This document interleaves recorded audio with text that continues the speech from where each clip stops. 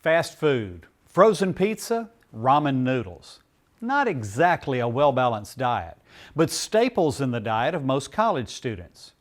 But young people studying agriculture at Auburn are doing what they can to put fresh, nutritious food into the stomachs of their fellow Tigers. The project not only benefits the hungry students, but is a learning experience for the folks operating the university's Aquaponics system. In non-COVID times, Tiger Dining at Auburn University feeds an average of 23,000 students and faculty members each day. What many of those people may not realize is that some of the food they're putting on their plate was grown on campus, just a few miles away. It's been a lot of lettuce, cucumbers, tomatoes. Those have been a great thing for us as well. Clearly there is fish as well involved, and we've served tilapia on campus that we've harvested right there. In fact, the whole aquaponics system starts with the fish. They're raised in these huge tanks, and the wastewater is filtered out and used to grow the vegetables inside the greenhouses. It's a sustainable solution to turning waste into something useful. So that waste would normally be a pollutant, but instead of emitting it into the environment, we take that waste, we convert it into the right form of nutrients that plants can use, and then the plants, as you can see, they actually like this aquaponics water pretty well. And here we're actually not using any chemical fertilizer to grow these plants. All the nutrients, 100% of them are coming from the fish tank. While feeding Auburn University students and employees fresh vegetables is important, it's not the main reason for the aquaponics system. As a land-grant university, this meets Auburn's goals of research and education. Yeah, there's actually commercial producers here in the state of Alabama that are doing aquaponics. I'm not going to say it's an easy business. There's definitely some hurdles there that need to be overcome, and that's really why we're here doing this in the research setting, because we can afford to take risks. We can make mistakes here. And so that's really our mission here, is to try to take those risks, try those new production methods so they don't have to. And they can just learn from us and learn from things that we've done, what works, what doesn't work. Students do much of the day-to-day work on the project, and their involvement helps fulfill their educational goals. This project is a conglomerate of multiple departments, comprising of multiple faculty, students, different workers, so them just bringing that background to this diverse system has helped me really just learn things that I probably wouldn't have learned just getting a degree. So working on this system, I'm exposed to people from horticulture, from fisheries, from food safety science. I'm learning all of these things that go into a fully functional system. The aquaponics facility has been operational for about 5 years. As research continues, they hope to expand to other species of fish and different crops. While the university has relationships with area farmers for fresh-grown food, most students attend classes in fall and winter, so a continuous supply of fresh fruits and vegetables during colder months is good news for Tiger Dining. Aquaponics provided us that opportunity to have kind of a year-long season. So a lot of our production that ramps up in the fall. You can't grow too well in those greenhouses in the summer, it just gets too hot. So it really just provides us with seasonal production when we need it. Here to talk more with us about aquaponics is Hunter McBrayer, the Executive Director of the Alabama Fruit and Vegetable Growers Association.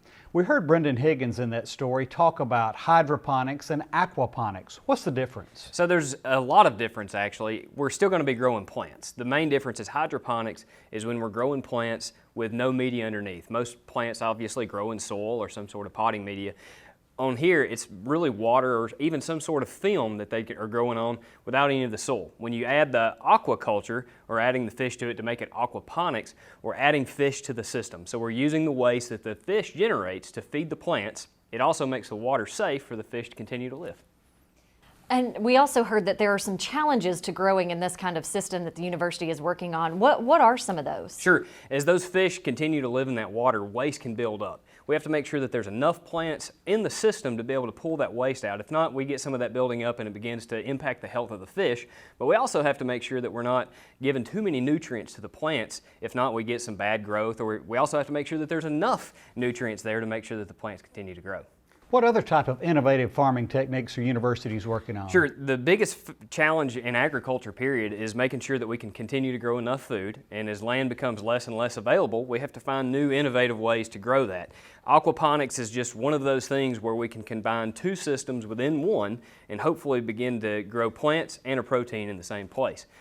Along those lines, urban agriculture is growing, trying to find new ways to grow plants inside. And I think that as we look forward, we're going to have to grow more food in less spots, and this is one way to do it. Hunter McBrayer, thanks for joining us today. Thanks, Kevin and Mary.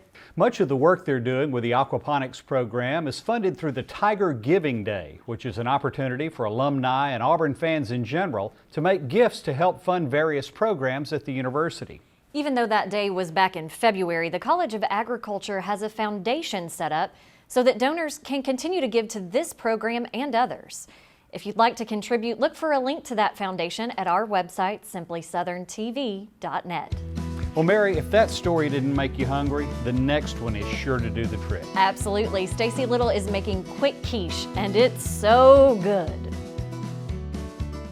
There's nothing quite like sitting down to a home-cooked meal with fresh vegetables from the garden. With Bonnie plants from your local quality co-op store, you can enjoy the freshest vegetables right from your own backyard.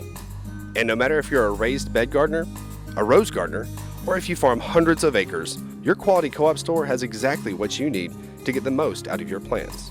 You'll always find what you need, plus friendly, knowledgeable advice at your local quality co-op store. There's one near you.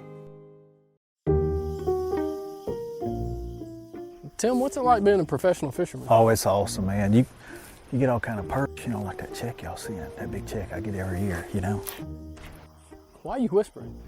I ain't gonna tell nobody, I promise, man. Tim, It's between us. I want you to tell everybody you know. Yeah, we're sending back $10.8 million this year. How much? 10.8. Not all of it's yours. So it ain't just to me? No, it ain't just you. Come on, man. Everybody that's got a loan with Alabama Farm Credit gets a check. If you need health insurance for any reason, February 15th through May 15th is a special enrollment period. While understanding your health insurance options isn't always easy, the experts at Alpha Health can help.